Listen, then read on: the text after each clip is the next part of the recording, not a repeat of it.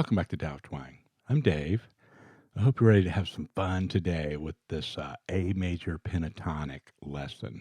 It's going to keep this really focused and concise on these couple of licks. I played them at the beginning of the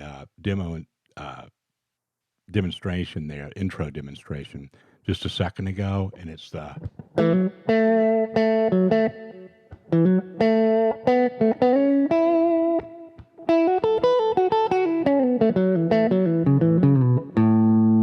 okay. That second half there looks like it's got quite a bit going on, but we're going to slow that thing down, and I've got tab here for it, and we'll get through it. And it's an important one because that sequence and the kind of the fingering, the mechanical movement of it that I'm going to show you, and the cadence of it is something that goes way beyond just that lick. You can kind of, reverse the order of things in there and stuff, and really just make kind of a whole system of playing in that feeling and that sort of Allman Brothers type of feel. I did quite a bit of development work on this to be able to present it in a way that hopefully is as concise as possible and has the most meaning, right? So it's going to be, not going to be a whole lot to demonstrate and talk about. Then I'm going to get you to the practice loop, like right when this thing is under your fingers, okay?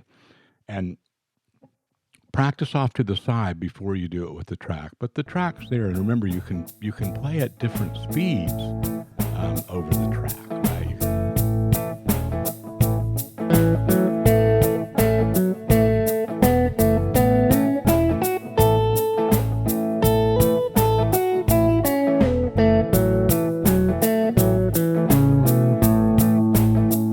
You always have that option. I like to remind everybody of that. You can always just kind of cut the time in half, right?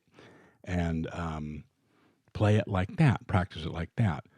Or just practice off to the side. Okay, so these are closed positions, which means there's no open strings. I think at the very end of that second run, I land on an open A string. But other than that, you could move this to any major triad, right? A, C, D, etc. Okay, just want to remind you of that. We're just going to stay on A for today. And we got two shapes going on here. One revolves around this chord.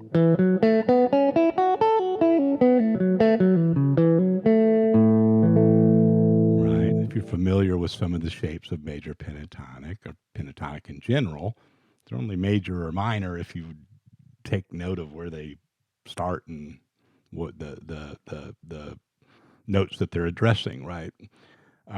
There's only 5 shapes, right, for the whole pentatonic system on the guitar. So that's the first one, revolves around that chord shape. Then here, we make an A up here.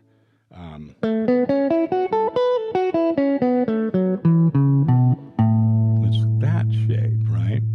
If you're familiar with those, that's fine. If not, that's something you can look into, right? So when we get two next door neighbors like that, then the fun part is like, how do we kind of, mingle between those two? And that's where we get a lot of the nice slides and things that sound really cool, right? Versus just going up and down in one position. So let's put this track on, kind of get in the feel of it. Just stays on A.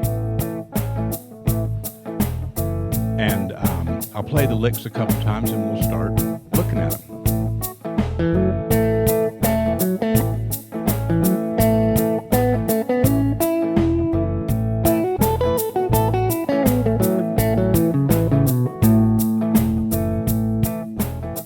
Okay, so much fun. So here's the tab for that first part. Now this is kind of right out of that shape there. Right? It's almost like a vocal statement, right? It's a ba-da-ba-ba-ba. right? It's very lyrical, right? It's not really like maybe a guitar lead part, right? It's more of a hook line.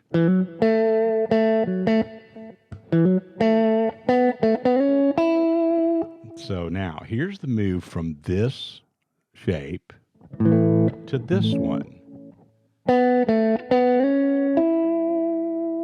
Okay, so I'm on that A. Now, this is important. Usually I don't care what fingers everybody uses, and if you watch this channel, I stay out of that because there's so many great players that have done so much crazy looking stuff, right? It just proves that it's there's not just one way to do it, right? Um, but in this case, I might save you some hassle. Notice when I'm in this basic shape, I like to use my index or pointer and my ring finger. Just naturally fits, and it gives you more force for the bending. Right? But when I want to move up to here, I'm going right up that major pentatonic. 1, 2, 3, right out of the major scale. Major pentatonic, by the way, we should take a moment to mention, is the 1, 2, 3, 5, and 6 out of that major scale, right? We're not going to go deeply into that right now, but that's just as a matter of fact, that's what the notes are. So these first kind of notes that are climbing up here,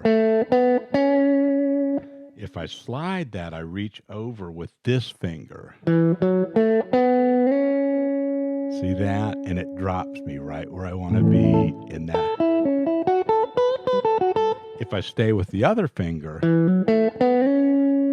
I get up here, but I'm kind of like trying to play in a position, but my hand's behind the position. It just doesn't work out as well, right?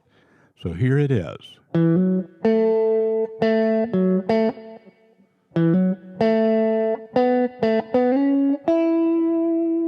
right, that's the first part of that. In the intro, I did it one time where I bent this one instead of sliding it, just to demonstrate that that's an option.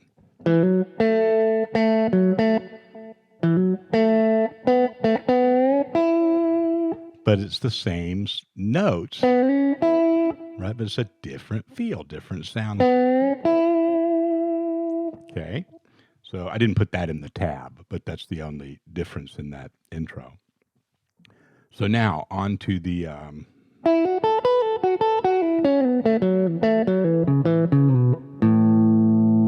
of a rambling, right? It's like, yeah, that could be, I could have stopped that at like 3 or 4 different places and made some smaller licks out of it, right? But I'm going to show you this sequence, um, in that format, and you can kind of hopefully get this version of it down. Then you can start to kind of go, up and down and reverse the order of it and stuff, and just kind of mine a whole bunch of other licks and stuff out of there, right? And it has that good southern cadence to it, right? Let's put this on for a second. We'll play the first lick too.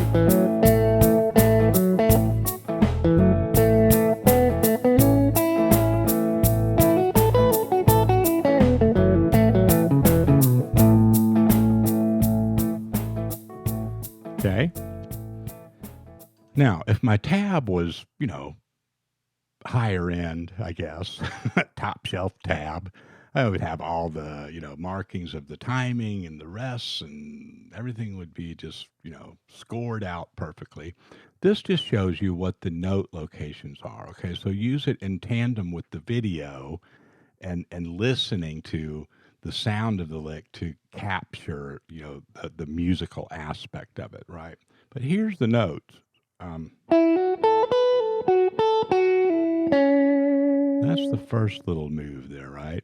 And the hammers and pull-offs, take it or leave it. If you want to pick more of the notes, that's fine, I just put the hammers and pull-offs in there in a way that I think would be, make sense most of the time. Now, see how it went down kind of the way we went up before.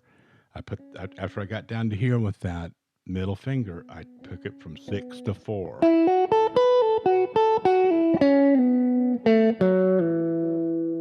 Right on down.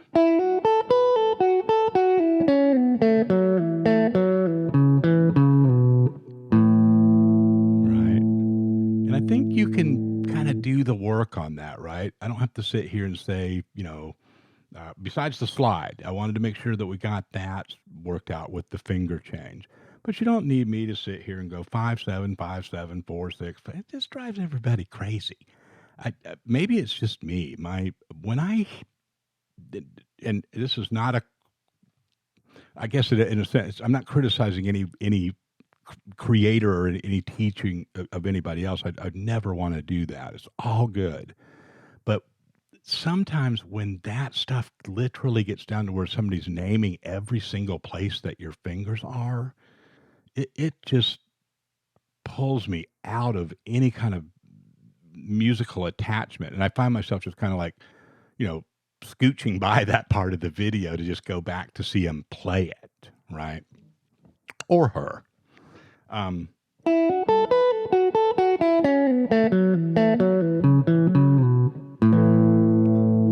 Now, I love this lick because it's that style that in the intro, after I did a couple times around demonstrating these two licks that we just learned, I went up into some other, positions and stuff and kind of used that same cadence. And it just has that rambling man, kind of fun, I don't know, just kind of driving down a gravel road kind of sound or something, right? Or walking with the bluebirds or whatever's going on that inspires such a thing. And I really admire that style, and I like to feature that in my own playing a lot.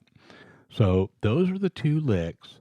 Remember, they are movable, but the backing track's in A. I'll give you a few minutes of it here to help you work out with this stuff and get your own jam going. Let me know how it goes. I'm looking forward to hearing from you. Take it easy.